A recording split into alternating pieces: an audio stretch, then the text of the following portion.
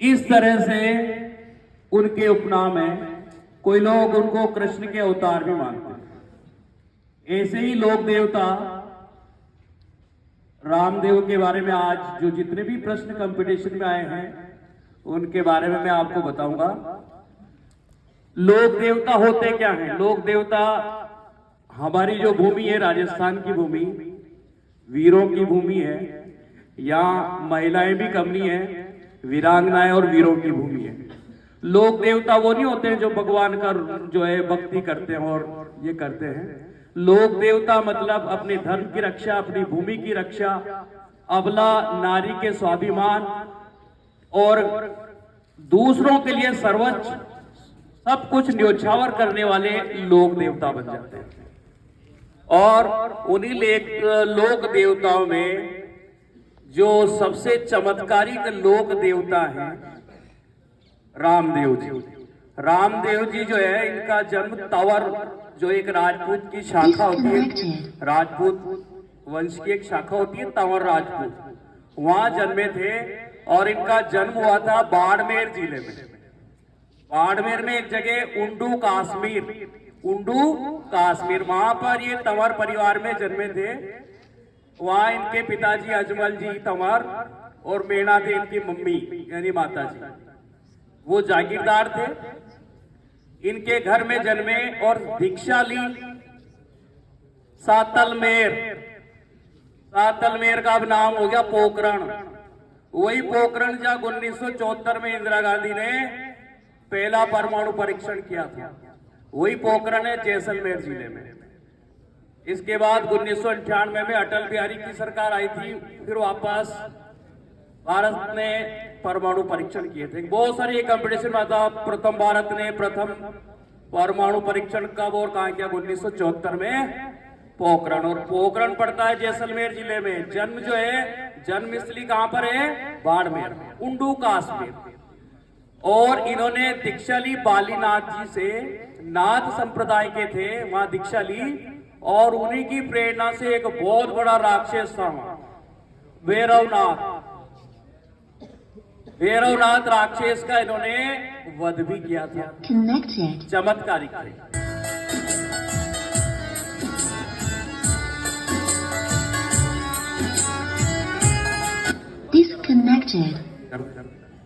ये चमत्कारिक था। और राक्षस क्या होता है? राक्षस हमारे बीच में भी बहुत सारे खड़े होंगे। राक्षस का मतलब है कि जिनकी जो काम काज और राक्षसों, जैसे कोई अपनी पत्नी को पीटा तो तू तो राक्षस है यार, ऐसा कहते हैं। और तू तो बड़ा संत आदमी है। तो राक्षस जो होता है वो अंदर की पार्श्विक कार्यों से हम राक्षस बनते हैं। इन्होंने भैरवनाथ का वध किया और ये जाति प्रथा के विरोध में थे। इन्होंने देखा यार किस तरह से, तो इन्होंने पोखरण को छोड़ के जो एक स्थान है जैसलमेर में ही रूणेचा, वहां अपनी कर्मस्थली बनाई। और जाति प्रथा को, जो भेदभाव होता है उसको दिखाने के लिए इन्होंने एक धर्म बनाई, धर्म बहन। बहुत सारों को पता होगा इनकी धर्म बहन। किसी को पता है क्या? डालीबाई मेघवाल इनकी धर्म बहन थी।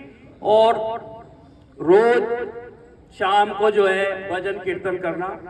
वैसे आपको बता दूं, मैं हिंदू धर्म में पहले रात को कीर्तन का प्रचलन नहीं था। मुस्लिम धर्म में ख्वाजा मोइनुद्दीन चिश्ती आए थे जब कव्वालियों का दौर चला था, रात में काफी फेमस हुए थे और बहुत सारे लोकप्रिय हुए थे हिंदू और मुस्लिम में। तो पहले ये बाबा रामदेव थे जिन्होंने रात्रिकालीन कीर्तन की स्टार्ट किया था, शुरू किया था रात्रिकालीन कीर्तन बाबा रामदेव ने। और रात्रिकालीन कीर्तन को बोला जाता है जम्मा। जम्मा किसने स्टार्ट किया? कि बाबा रामदेव ने। ऐसे इनकी जो शिष्य है धर्म बहन है डालीबाई, ये दोनों जम्मा करते करते करते उधर उधर लोगों को प्रेरित करते, काफी फेमस हो गए आसपास के। इनके काफी सारे शिष्य हो गए कि बाबा तो बहुत अच्छी बातें बनाते हैं। तो इनके जो शिष्य थे, अनुयायी थे, उन्होंने एक धर्म चलाया जिसको बोला जाता है, पंथ बोला जाता है, संप्रदाय बोला जाता है कामड़ संप्रदाय जो है वो किसने चलाया? बाबा रामदेव ने। कामड़ का मतलब होता है काम करने वाले। जो इनके अनुयायी होते हैं बाबा रामदेव के, वो कामड़। अब ये जैसे ही धर्मबेन डालीबाई और ये दोनों जुम्मा करते करते गांव में प्रचार प्रसार करते जागरूकता जमा जो है, और ये पहुंच गए अमरकोट। अमरकोट पहले भी आया है। अमरकोट एक लोक देवता की विवाह हुआ था वहां पर। कौन से लोक देवता थे?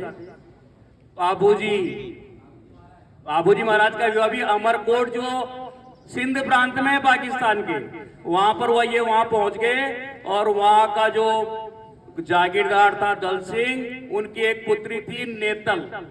नेतल जब पैदा हुई थी तो बड़ी सुंदर थी, लेकिन बाद में पूरे शरीर में उसके कोढ़ लग गया। कोढ़ वो होता है, एक बीमारी होती है जिसमें शरीर में से रक्त बहता, खुजली चलती भयंकर, और मवाद बनता है, यानी स्मेल इतनी आती है कि लोग पास भी नहीं जा सकते, इतनी शरीर से वो आता, रक्त बहता है। और नेतल बड़ी भी हो गई थी तो उसकी शादी कहीं हो भी नहीं रही थी। और पता चला कि बाबा पधारे हैं और कुछ चमत्कार हो सकता, चमत्कारिक देवता थे।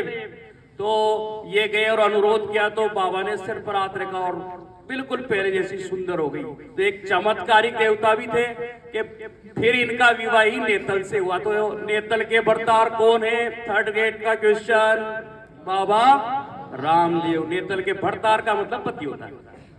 और इनकी जो सगी बहनें थी लाचा और सुगना, इनका नाम तो आज कहीं नहीं पूछा गया।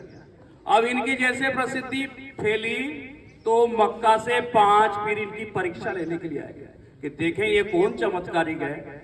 आए और इनकी परीक्षा लेने के लिए इन्होंने आदर सम्मान से उनका सम्मान किया और भोजन के लिए बुलाया। परीक्षा तो लेना ही चाहते थे। उन्होंने कहा हम तो भोजन करेंगे लेकिन हमारे ही बर्तन में करेंगे, हम तो आपके जो बर्तन में नहीं करेंगे। तो साहब आपके बर्तन कहाँ है? मक्का में है हमारे बर्तन। और एक तो मेरे यहाँ से तो आप भूखे जा नहीं सकते हैं। तो थोड़ी देर में बाबा ने चमत्कार करते हुए मक्का से देखा कि पीरों ने मक्का से बर्तन चले हुए आ रहे हैं और मक्का से सीधे बर्तन वहां पर आ गए उनके। तो उन पीरों ने कहा कि हम तो पीर हैं, तुम तो पीरों के पीर हैं। या इनका एक उपनाम है पीरों के पीर, रामसा पीर। इन्होंने रुणेचा में एक सरोवर का निर्माण कराया, बहुत सारे लोग गए होंगे वहां पर। रामसा पीर। अब जो इनकी ध्वजा को भी देखा होगा आपने, जो ध्वजा को बोला जाता है नेजा। इनकी जो ध्वज होता है नेजा, और ये कौन से कलर का होता है? पंचरंगी और कभी कभी सफेद भी होता है। दोनों ऑप्शन आता है, पंचरंगी भी और सफेद इनकी नेजा होती है। अच्छा, एक प्रश्न और पूछा गया था कि सबसे बड़ा गीत कौन से देवता का? सबसे बड़ा गीत जो है बाबा रामदेव का गीत है। लेकिन क्वेश्चन में अगर घुमाना है आपको जीण माता का, जो अगर ऐसा पूछ लिया जाए कि कौन से लोक देवता या लोक देवी का गीत सबसे लंबा है, तो फिर जीण माता का ज्यादा लंबा है सबसे। अगर लोक देवते पूछे तो बाबा रामदेव का जो गीत है, और जो ये 1405 ईस्वी में इनका जन्म हुआ था, इनके समकालीन थे। एक एग्जाम में किसके समकालीन थे? मल्लीनाथ जी के समकालीन थे। और इन्होंने जीवित समाधि ली थी। जीवित समाधि बोलते हैं, कृष्ण के अवतार थे, जीवित समाधि ली थी, उसी राम सरोवर के पास ही ली थी। इनके जो मेघवाल भक्त होते हैं उनको बोला जाता है रिखिया। रिखिया क्या बोला जाता है? रिखिया। और इन्होंने कौन सा पंथ चलाया? कामड़। और जो कोई गया होगा ना बाबा रामदेव के यहाँ, तो क्योंकि अभी बारिश में चलता भादवे की दूज को इनका जन्म हुआ और 11 को इन्होंने समाधि ली थी। तो उस दौरान जो है रामदेवरा में बहुत बड़ा मेला बढ़ता है। अब ये रुणेचा और रामदेवरा कहाँ से आ गया? अलग अलग है क्या? रुणेचा और रामदेवरा एक ही है। इनका नाम बाबा रामदेव है और मंदिर को बोला जाता देवरा यहाँ पर, तो उसका नाम रुणेचा का क्या हो गया? रामदेवरा। हम भ्रमित नहीं हो गए, रुणेचा अलग है ना रामदेवरा अलग है। मेला कब पड़ता है? भाद्रपद शुक्ल द्वितीया से एकादशी। तो बहुत ज्यादा भीड़ होती है, यहाँ से भी अपने यात्री जाते हैं। और उस मेले की एक विशेषता देखो, मेले में होता है नृत्य कौन सा? 13 ताली नृत्य। 13 ताली नृत्य। और ये नृत्य महिलाएं जो है वो अपने पैरों पर हाथ पर 13 मजीरे बांध लेती हैं। और ये इकलौता ऐसा नृत्य है जो बैठ के किया जाता है। 13 ताली नृत्य जो है वो बैठ के किया जाता है। और महिलाएं जो घर के काम होते हैं ना, इस तरह से नृत्य करती हैं, जैसे चक्की पीसना, वो आटा साफ करना, इस तरह के नृत्य के जो भाव है उनके माध्यम से 13 ताली नृत्य किया जाता है। और 13 ये भी बहुत एग्जाम में पूछा, 13 ताली नृत्य जो एकमात्र नृत्य जो बैठ के किया जाता है और कहाँ किया जाता है। अच्छा, इनको बाबा रामदेव को क्या चढ़ाया जाता है? इनके घोड़े का नाम तो है लीला घोड़ा, लेकिन इनको कुछ भेंट चढ़ाई जाती है। जो कभी बाबा रामदेव के यात्रा पर गए होंगे, रुणेचा गए होंगे, रामदेवरा गए होंगे, तो कुछ चढ़ाते हैं। वेरी गुड, कपड़े का घोड़ा। इनके एक देवता है जो कपड़े का घोड़ा, इनको घोड़ा बहुत पसंद था, तो कपड़े के घोड़े इनको चढ़ाए जाते हैं। इन्होंने 1458 में जो है जीवित समाधि ली थी। श्री कृष्ण के अवतार थे, मूर्ति पूजा के विरोधी थे, तो इनका जो पूजन होता है, इनका प्रतीक है, वो प्रतीक भी आपको पता होगा, क्योंकि आपको ज्यादा जानकारी है बाबा रामदेव के बारे में। क्या पूजा जाता है प्रतीक के रूप में इनको? मूर्ति पूजा के विरोधी थे कि भाई मूर्ति मत पूजो, तो कोई एक प्रतीक था इनका, उनको पूजा जाता है। पगलिया, पगलिया मतलब चरण, वो पूजे जाते हैं। और हम जो राजस्थानी हैं, स्टार्टिंग में जब शौचालय बने तो वो पेड़ की आकृति में बने ना, वो पेड़ के शौचालय में जो लेटरिन में जो है, तो बहुत सारे लोगों ने बैठना बंद कर दिया था, तो बाबा रामदेव के पगलिए हैं। इतने हम जो है आध्यात्मिक लोग हैं, तो इनके जो प्रतीक हैं पगलिए बोला जाता है राजस्थानी भाषा में। बहुत सारी इनके बड़े भाई थे, विरमदेव, उनको श्री कृष्ण के बड़े भाई बलराम का अवतार माना गया। ये ऐसे देवता हैं पंचवीर, जिनको मैं बता रहा हूं, ये हिंदू और मुस्लिम दोनों लोग पूजते हैं। बाबा रामदेव के मंदिर कई जगह बने हुए हैं। अभी जो रामदेवरा में इनके पुजारी हैं, वैसे तो मेघवाल जाति के पुजारी होते हैं, पर वहां भी तंवर जाति के लोग या तंवर जाति के राजपूत जो है इनका पूजा अर्चना कर रहे हैं। काफी चमत्कारिक देवता थे, और पहले ऐसे लोग देवता थे जो कवि भी थे, लिखते भी थे। एक प्रश्न आया था सेकंड ग्रेड में, फर्स्ट ग्रेड में भी आया था, किसने लिखा 24 वाणियां? ये किसने लिखी? तो बाबा रामदेव ने लिखी है 24 वाणियां। ये भी फर्स्ट ग्रेड में और सेकंड ग्रेड में दोनों में आया हुआ है प्रश्न।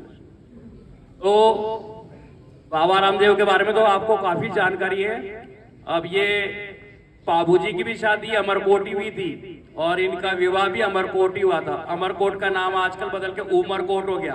वो ये वही अमरकोट है जहां अकबर पैदा हुआ था, और सिंध प्रांत पाकिस्तान में।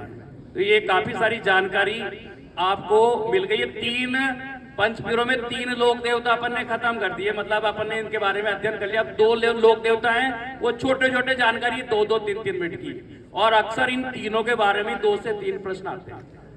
आप पिछले किसी भी कंपटीशन का अभी नहीं मानते हो तो किसी भी पिछले कंपटीशन के पेपर उठा के देखो, उन सब में आपको इन प्रश्नों में से मिलेगा। और मैं दावे के साथ कह सकता हूं कि अगर गाइड वाइड से किसी किताब से पढ़ोगे तो पूरी जानकारी नहीं होती। वहां बाबा रामदेव ऐसे लिख देगा, वहां विवाह, वहां जन्म, इस तरह से कथानक के रूप में नहीं होगा।